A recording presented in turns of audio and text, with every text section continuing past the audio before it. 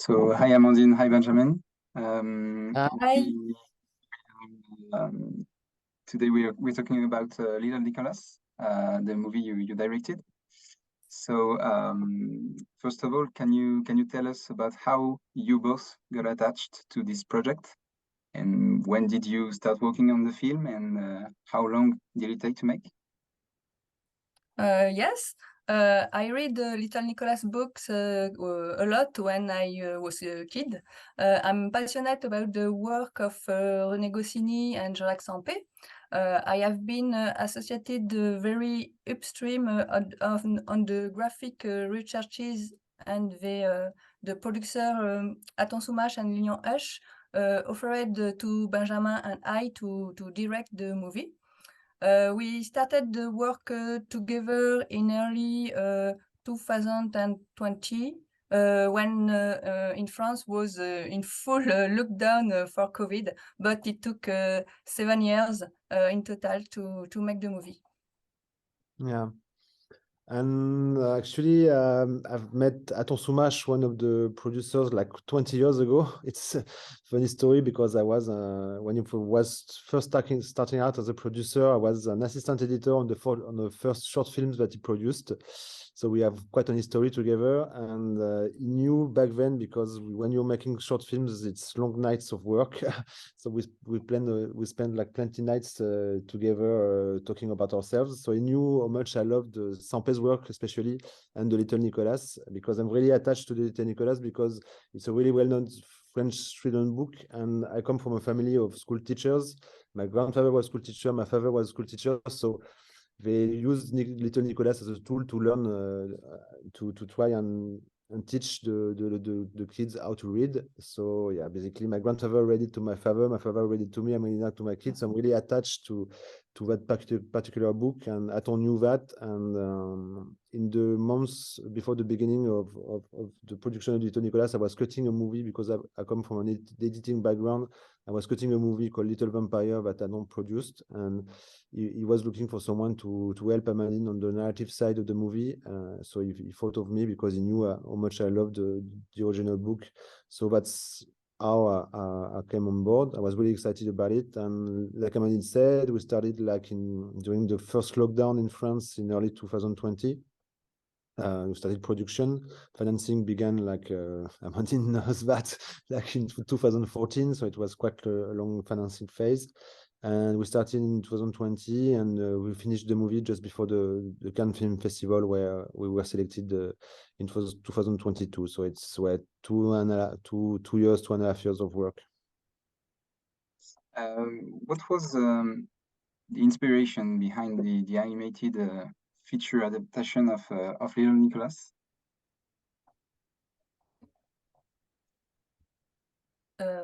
Excuse me. Originally, Little Nicholas Adventures are one of the most beloved classic of French literature, with over 15 million books sold worldwide since the 60s. We wanted to pay tribute both the characters' heritage, strange, and to the encounter between two sacred monsters. The authors Jacques Sampé and René Goscinny around their recreation. We have been working to adapt for the first time in animation the special feature of Sampé with Benjamin. We entered in the lives and the art of these two authors, which inspired us a lot. Yeah, it was exactly what Amandine was saying. Is we wanted to not to tell, because to give you a bit of background for the American audience. The Little Nicholas is a collection of short stories written by René Goscinny and illustrated by Jean-Jacques Sampé, which are like a major hit. Almost every French household has got one copy of Little Nicholas. So it's kind of sacred. It's really, like I said before, the most well-known children's books in France. So we had pressure at the beginning of the movie to make it right. And what inspired us, Amandine and I, especially also our screenwriters, Anne Goscinny, the daughter of René and Michel Fessler, it was telling not the stories of the little Nicholas as well as the book, but tell the story of the little Nicholas, how he was created and why, especially why. So we thought it was really interesting to go and dig into the lives of the creators, into the life of Jean-Jacques Sampé, the illustrator, and René Goscinny, the writer, to find out why they were so kind to create that wonderful childhood for the little Nicholas. And that's where Amandine and I came up, and with Anne Goscinny too, came up with this idea of making the story about resilience, because Jean-Jacques Sampé and René Goscinny have been through some really hardships in their lives. They really when they had difficult childhoods, both of them. Jean-Jacques Sampé was victim of an abusive stepfather, and René Goscinny on his side lost a big part of his family during the Holocaust. So basically, they created together that perfect childhood for Nicolas. That childhood is full of poetry and comedy, because they were robbed of their own. Just they created Nicolas to live their childhood through him. We thought there was something really touching to be told beyond this story of resilience. As I said, the story of two guys that never let anything bring them down, but were seeking poetry and comedy everywhere they could find it. And both Amandine and I were really keen to make this kind of a feel-good movie about resilience, like I said. So it was really like the beginning of our in a few sentences, that's where we wanted to go. And especially what attracted me to the movie at first, and I think Amandine I think it's the first time that you can see in a movie an illustrator and a screenwriter working together at the creation of a character. And I think actually it's kind of funny, because Amandine is coming from an art school, and I'm coming more from the editing and the screenwriting side. So basically, Amandine is Sampé and I'm Goscinny in a little collaboration. So it was, we had a lot of fun, and we were all along, we were thinking that we were making something very special, something that hasn't been seen before. So we were really excited about that since the beginning of that adventure. The film does an excellent job of replicating the original ink and watercolor illustration featured in the book. How was this technique developed, and which animation tools were used? Sampé always used the ink and the watercolor, so we set out to reproduce this style with Toon Boom Harmony by computer, but like a classic 2D animation. When we see this drawing, we have the impression that is very simple, but when we try to imitate them, we realize the difficulty of the task. This line is extremely pure, stylized, and draw only the essential. So it's very difficult to make the same line. Yeah, it was, and we had the chance to work really closely with Jean-Jacques Sampé at the beginning of the project. That was really a big part of what we did. We really went back and forth with him on because we were trying to emulate his style, to pay homage, to pay tribute to his unique style of Sampé. So we really worked closely with him in that enterprise, because it's really difficult, because Jean-Jacques never opened a computer in his life. Like Amandine said, he worked only with paper, ink, watercolor, and on our side, we have to use digital tools to make the movie happen. So basically, we went forth with him to recreate in a digital environment the same aspect as he will do on his drawing table. So it was really difficult to do. So we went back and forth with him on everything, on the drawings with ink and the colorization in watercolors. It was quite difficult to find the right tools to do it. We did the whole movie on a software called Harmony. And thanks to our old crew, thanks to Juliette Laurent, our animation director, and Francis Tessier, artistical director, we were able to reproduce Jean-Jacques' style, but it was really lots of work, because even though it's the movie is fully digital, it's still hand drawn every frame. Like, as you know, cinema is 24, sorry, 24 images per second. We cannot cheat in animation, making like half or 1/3 of it, but it's still like 12 or 8 frames per second. So a movie like Nicolas is like 150,000 drawings only for the characters. You have to add the sets and everything else. So it's still a lot of work, but we were really happy, Amandine and I, to be able to work closely with Jean-Jacques.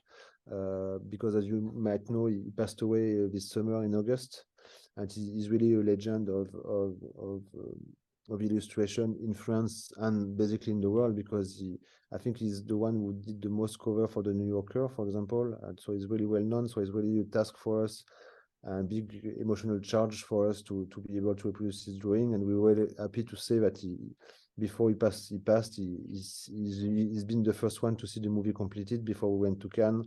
So it was really emotional for us to know that he's seen the movie before he passed.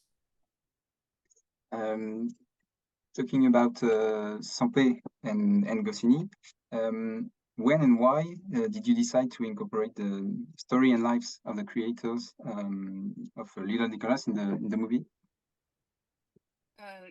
Initially, the idea was to make a documentary. We would combine archival footage of Jean-Jacques Sampé and René Goscinny with animated Little Nicolas stories. In the end, the project evolved, and eventually it became clear that we wanted to do the whole film in animation. It seems oh merde, désolée, je recoupe. It seemed coherent. Je bafouille, je suis désolée, je recommence, c'est pas grave. It seems coherent with respect to the author's universes, and it also allowed us to do the first animated film adaptation of Little Nicholas. Yeah. And what was really touching, like I said before, about telling the story of resilience about the creators, something we needed to explore with Amandine, which was really fun because it allowed us to do a lot of research. So we went back and studied the lives of them both. We've seen every archive footage we can find, every interview that they've given, we've read. We read also the whole stories, all the stories of Nicolas. In total, it's like 222. So it's been a lot of work at the beginning to create all that background of biopic in the movie. We did lots of research, and in that research, we found some really interesting stuff, like Goscinny growing up in Argentina, going to New York to find a job. Then all the darker part of his past, also, like I said, about the Holocaust. And for Jean-Jacques, we discovered his love for music. So basically, all the music you have in the film now, in the finished movie, is basically based on Jean-Jacques' taste for jazz, for all the tunes of the post-war era, the post-Second War era in France. So all that research really became like some big part of the creativity we had in the movie, because we wanted to explore their lives, but we wanted to do it with lots of poetry or on imagery that wasn't like really realistic, because when they talk about their lives, they really talk to a child, they talk to Nicolas when they are narrated the flashbacks. So basically it really helped us to put some fantasy in the movie, because when they tell their lives to Nicolas, he's the one imagining the images that go along with what is being told. So basically, he sees Sampé dancing in the streets of Paris. He sees like Goscinny riding an horse in La Pampa in Argentina. So it's basically a child looks on their lives. So that was really what interesting us at the beginning with Amandine. And putting in perspective their lives, like I said before, it really helped us trying to connect with the audience and try to give the answer to that question: why do they created Nicolas? And that's the answer we were seeking when we first started the movie. And actually to get into that feeling, we wanted to reach a big emotion at the end of the movie, an emotion about friendship, and it really helped us to working with Jean-Jacques, like I said. But we, on the other side, we work closely with Anne Goscinny, the screenwriter of the movie and the daughter of René, and she really helped us also getting into the shoes of our father, because we got to sit at his office, we got to touch, like the typewriter he typed every episode of Nicolas on. We can see like the manuscripts of the first short stories, the original drawings of Jean-Jacques. So he really get us into the mood of the movie. And also they did something really beautiful, Anne and Jean-Jacques. They shared with us the correspondence, all the letters, both Jean-Jacques and René exchanges during the years. So we got access to the whole history of their friendship. And actually, the last sequence of the movie, the sequence of the last dinner, it's directly an extract from one letter that Jean-Jacques wrote to René's wife after his passing, where he talks a lot about their friendship, about Nicolas, and he tells the story of that last dinner they had together. And we put actually with this accord, we put that last sequence in the movie, and I think that's what the movie resonates with the audience, with a really strong final emotion, because it's really true. Actually, it's really from a letter that Jean-Jacques has written. So yeah, basically the movie couldn't be made without telling the stories of the creators as much as Nicolas.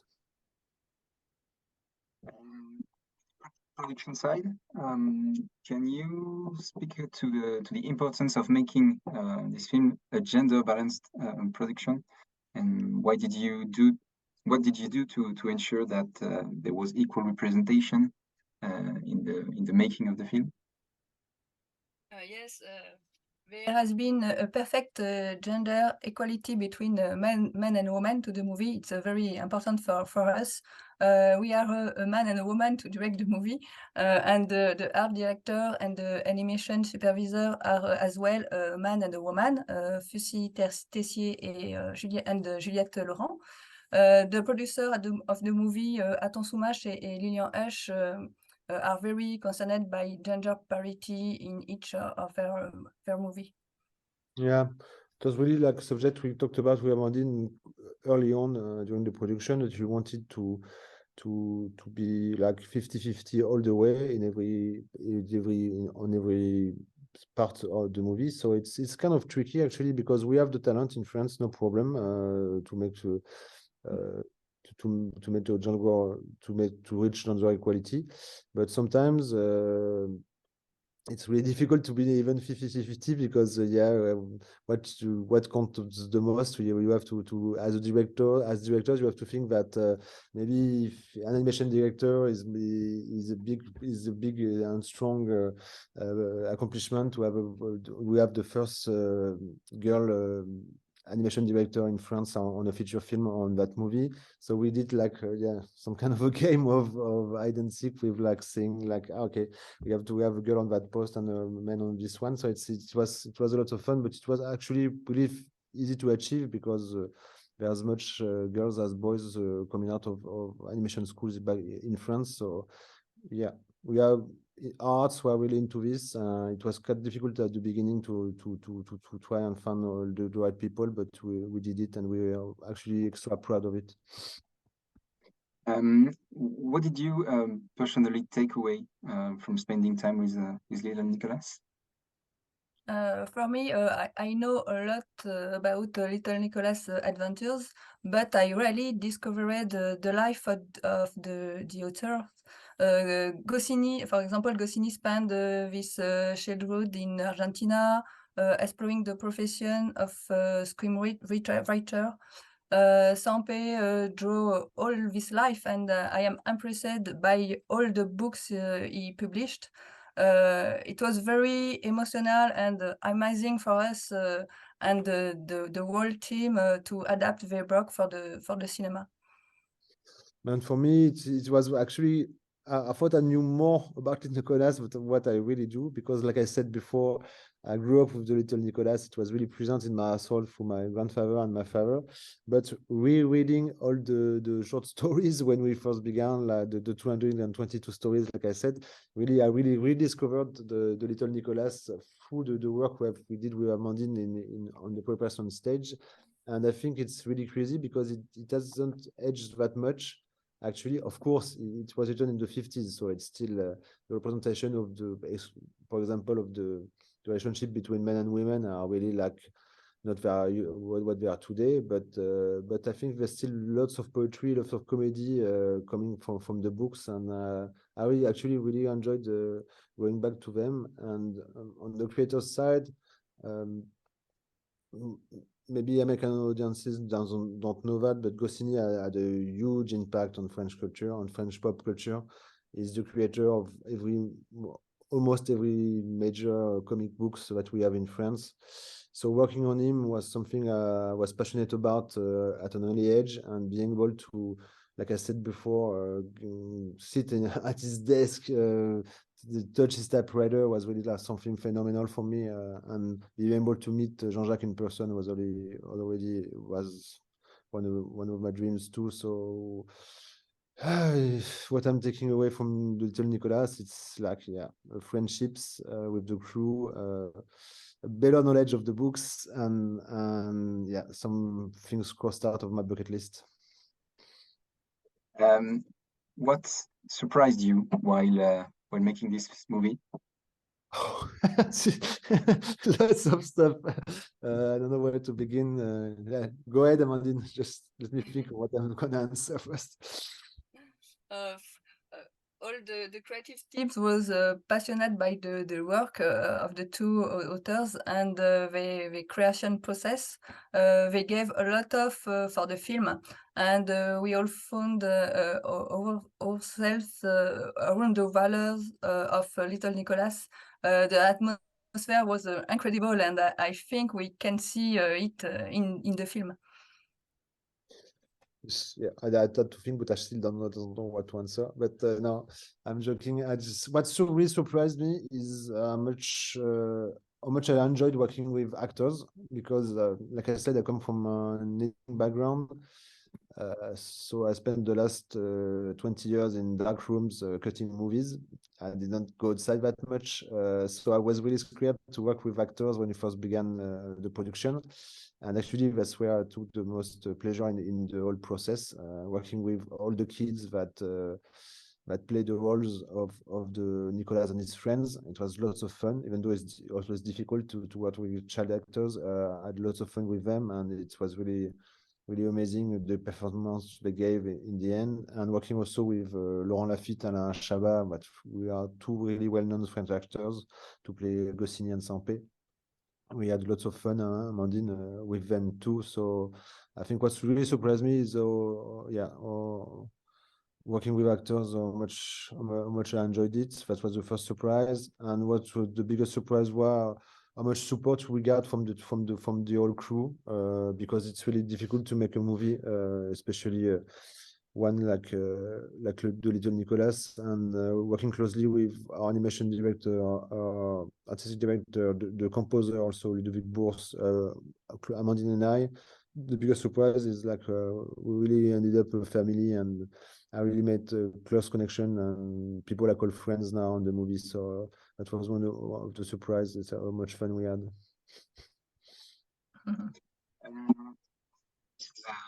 Iconic character.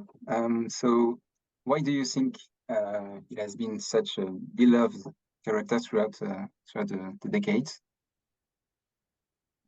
In the stories written by René Goscinny,